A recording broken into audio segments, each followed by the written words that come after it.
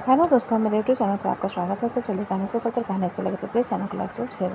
City hospital में Mrityunjay hospital आया हुआ था सुधांशु के रिचार्ज की फॉर्मेलिटी पूरी करने। तभी वहाँ पर ध्रुवी भी आ जाती है। सुधांशु अपने शर्ट के बटन लगाते हुए ध्रुवी की तरफ देखकर बोला, चलो मेरे भांजे को देखने चलते। मृत्युंजय सुधांशु की बात पर बोला, लेकिन वो ध्रुवी का भतीजा है। कोई बात नहीं जीजे, शादी के बाद अपनी बुआ को मामी कहेगा, सुधांशु ने बिना किसी झिझक के कहा। ये सुनकर मृत्युंजय ध्रुवी की तरफ देखते हुए बोला, तुम्हें पूरी दुनिया में और कोई लड़का नहीं मिला क्या? सुधांशु कुछ कहता उससे पहले ही ध्रुवी मृत्युंजय से बोली, मिले तो बहुत लड़के थे लेकिन सुधांशु जैसा कोई नहीं मिला। तभी बाहर से टोनी ध्रुवी से बोला, मैम चले। सुधांशु टोनी की बात पर ध्रुवी की तरफ देखकर बोला, कहाँ जा रही हो तुम? ध्रुवी सुधांशु की बात पर बोली, एक केस के लिए इलाहाबाद जा रही हूँ, आने में 3-4 दिन लग जाएंगे। सुधांशु ध्रुवी की बात, लेकिन तुमने मुझे बताया नहीं, हम कल भी तो मिले थे ना। हाँ, आज रात को ही पता चला और अभी दोपहर की फ्लाइट से मुझे निकलना है। वहाँ पर मेरे क्लाइंट मेरा वेट कर रहे हैं, ध्रुवी ने जवाब दिया। ध्रुवी की बात पर सुधांशु उसकी तरफ देखते हुए, तुमने मुझसे प्रॉमिस किया था कि जब मैं ट्रेनिंग में जाऊँगा तो तुम मेरे मम्मी पापा का ख्याल रखोगी। ध्रुवी अपना सिर हिलाते हुए, हाँ बट ये 2 महीने बाद की बात है और मैं अपने प्रॉमिस कभी नहीं तोड़ती। टोनी फिर से बोला, मैम हमें ऑफिस चलना है, फिर वहाँ से डॉक्यूमेंट पकड़ कर निकलना है, टाइम हो जाएगा। ध्रुवी सुधांशु के हाथ को पकड़ कर बोले, भाई है तुम्हारे लिए, मैं 3 दिन बाद आ जाऊँगी, फिर फैमिली डिनर साथ में करने चलेंगे। तब तक अच्छे बच्चे की तरह अपनी पढ़ाई पर ध्यान देना। इतना कहकर ध्रुवी सुधांशु के माथे पर चुमकर बाहर की तरफ चली जाती है। मृत्युंजय ध्रुवी के जाने के बाद सुधांशु के पास आकर उसके कॉलर को ठीक करते हुए, मेरे प्यारे साला, एक इंडिपेंडेंस लड़की के लिए सब कुछ साथ में करना पॉसिबल नहीं होता, ये बात थोड़ा समझो जरा। सुधांशु मृत्युंजय के हाथ को अपने कॉलर से हटाते बोला, आपसे तो कुछ कहना ही बेकार है क्योंकि आप नीचा मुझे ही दिखाओगे। मृत्युंजय गहरी सांस लेकर सुधांशु से बोला, सुधांशु, एक औरत घर की लक्ष्मी होती है, तुम ऊपर हमेशा उसकी इज्जत करोगे तो तुम्हारे लिए जान भी दे हर चीज दीन मानव से राक्षस बन जाओगे, वो तुम्हें देखेगी भी नहीं। सुधांशु मृत्युंजय की बात पर से देखते हुए, वैसे एक बात बताइए, आप पहले से समझदार है या मेरी बहन से शादी होने के बाद आप में दिमाग आया है? मृत्युंजय सुधांशु को इग्नोर करते हुए, मैं इतना फालतू नहीं बैठा हूँ, चलो तुम्हें घर छोड़ना है। सुधांशु मृत्युंजय के, जीजू मुझे अपने भांजे से मिलना है। ये सुनकर मृत्युंजय सुधांशु से 2 कदम दूर होकर, जब तुम प्यार से बात करते हो तो मुझे ना जाने क्यों अंदर से गलत होने की संभावना महसूस होती है, इसलिए प्यार से बात मत किया करो। सुधांशु मृत्युंजय की बात सुनना बना लेता है तो मृत्युंजय उसके साथ वार्ड से बाहर NICU की तरफ जाते हुए कहता है, हेल्प करने के लिए थैंक यू। जिसे सुनकर सुधांशु मृत्युंजय की तरफ देख, कोई बात नहीं, मेरे इकलौते जीजा हो आप, आपकी मदद नहीं करूँगा तो किसकी करूँगा। वैसे नित्या के बारे में कुछ पता चला? मृत्युंजय अपना सिर नहीं में हिलाकर बोला, इंडिया में हर तरफ लोगों को फैलाया गया है, करण चावला की इन्फॉर्मेशन निकल गई है, पता चला कि वो ट्रांसपोर्ट बिजनेस करता है और उसका सबसे खास पार्टनर चित्रांग मित्तल है। सुधांशु कन्फ्यूजन में मृत्युंजय की तरफ देखते हुए, मित्तल, अब ये कौन सा नया मित्तल पैदा हो गया? मृत्युंजय अपना सिर नहीं में हिलाकर बोला, पता लगाया जा रहा है बट मुझे लगता है कि बस सरनेम सिमिलर है, बाकी नित्या से उसका कोई लेना देना नहीं। सुधांशु अपना सिर हिला देता और दोनों NICU के अंदर आ जाते हैं। सुधांशु कांच पर हाथ रखते हुए मिंकू की तरफ देखकर मृत्युंजय से, इनका नाक आपकी तरह है ना तीखे? मृत्युंजय मिंकू को देखते अपना सिर हिलाकर बोला, आंखें नहीं खोल रहा, तब पता चले कि यह मुझ पर गया है या अपनी।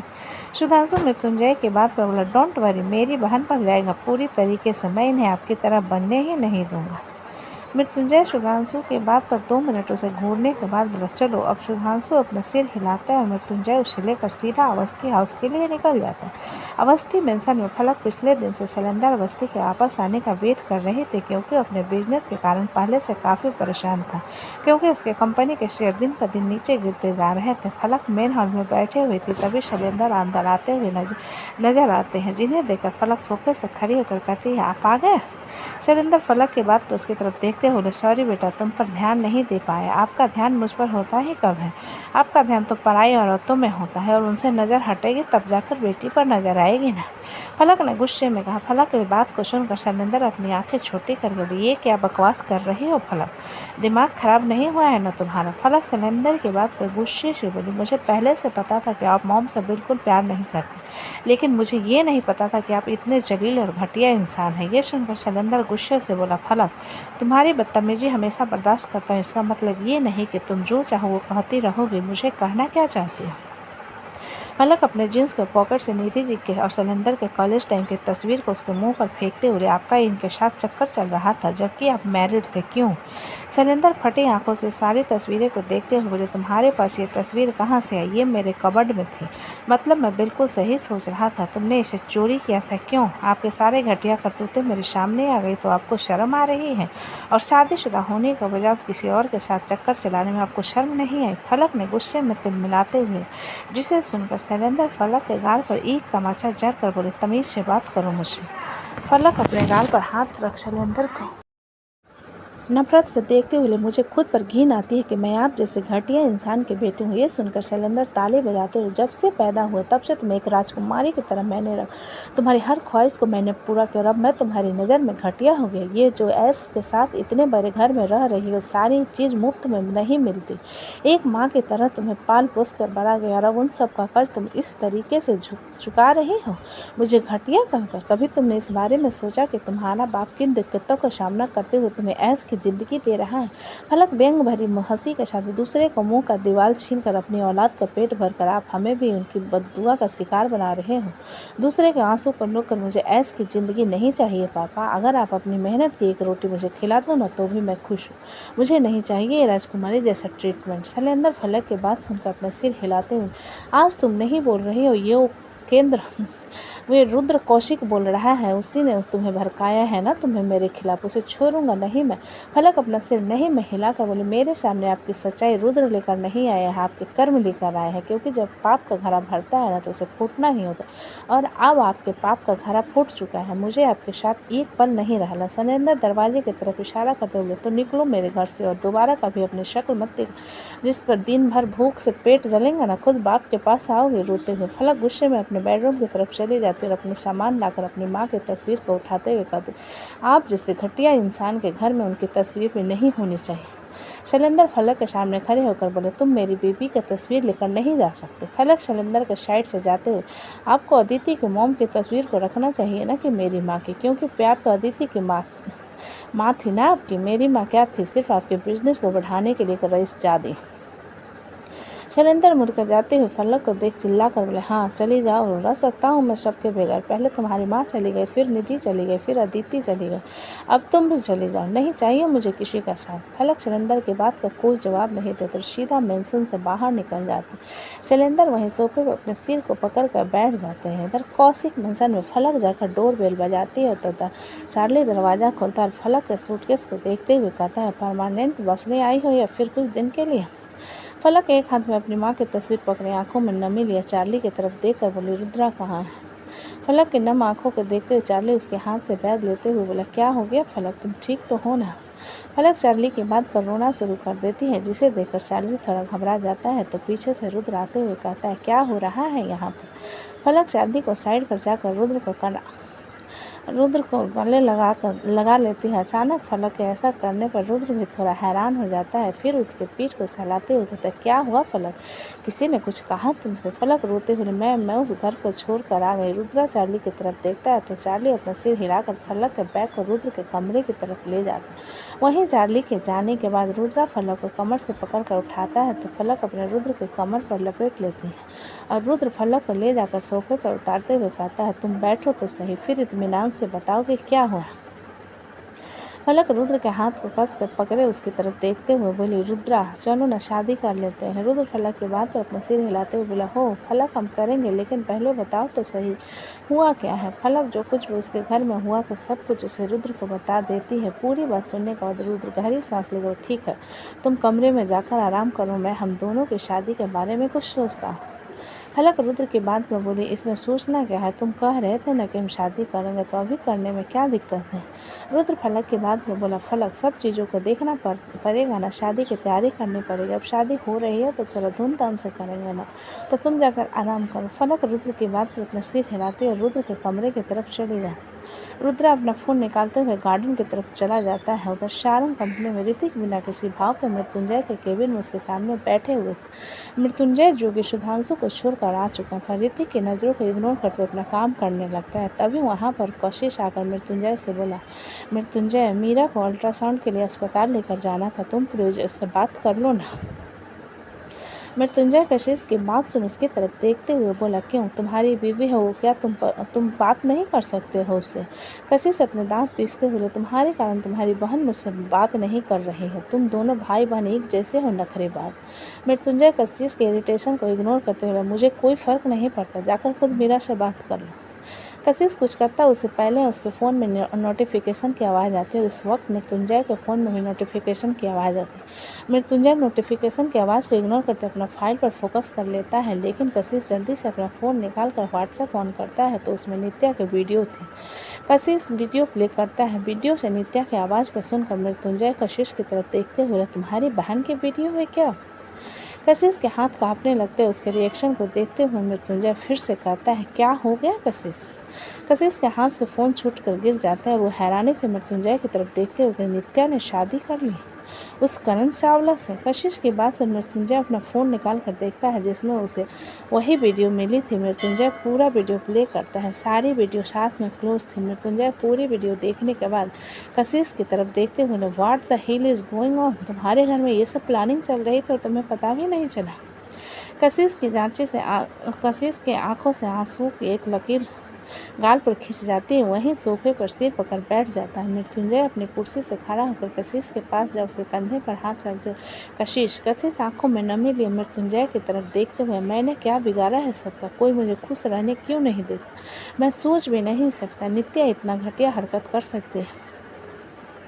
ऋतिक मृत्युंजय के फ़ोन को उठाकर वीडियो को देखने लगता है और करण के फ़ोटो पर वीडियो पॉज कर मृत्युंजय सिखाता है, चावला खानदान का बड़ा बेटा, रूस में इसकी ट्रांसपोर्ट बिजनेस बहुत फेमस है, करोड़ों का टर्नओवर है इसका। मृत्युंजय ऋतिक के बाद से उसकी तरफ देखते हुए बोला, तुम जानते हो इसे? ऋतिक अपना सिर हिलाते बोला, हाँ, हम दोनों एक दूसरे के अच्छे क्लाइंट और ये काफ़ी अच्छा बिजनेसमैन और इसका partner Chitrang Mittal, but I don't know why Chitrang Mittal मुझे काफ़ी मिस्टीरियस लगता है। ऋतिक की पूरी बात सुनकर कशिश उसकी तरफ देखते हुए बोला, क्या तुम हमारी मीटिंग अरेंज कर सकते हो? ऋतिक कशिश की बात पर लो, एक पागल है तुम्हारी तरह। अमृत ने अंदर आते हुए कहा। ऋतिक अमृत की बात पर अपना सिर नहीं में हिलाकर, मेरी तरह ही नहीं, तुम्हारी बीवी और मेरी दोनों की तरह। अमृत अपने दांत पीसते हुए बोला, वैशाली को बीच में मत लाया करो, वो तो तुम अपनी जुबान बीच में क्यों चलाते हो?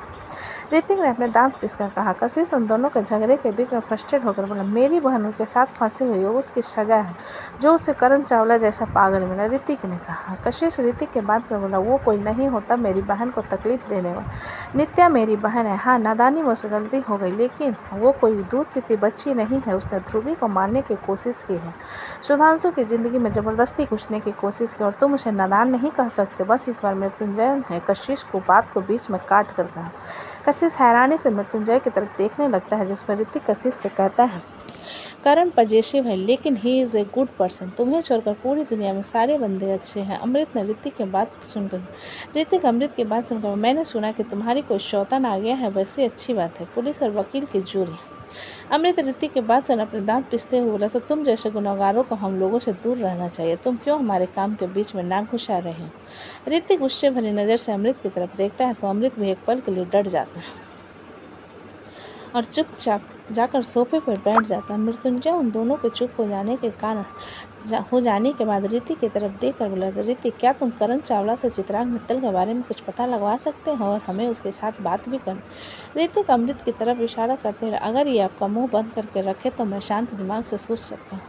तुम्हारे पास दिमाग भी है, मुझे लगा था कि ज्वालामुखी का भट्टी है जो कभी भी फट जाता है।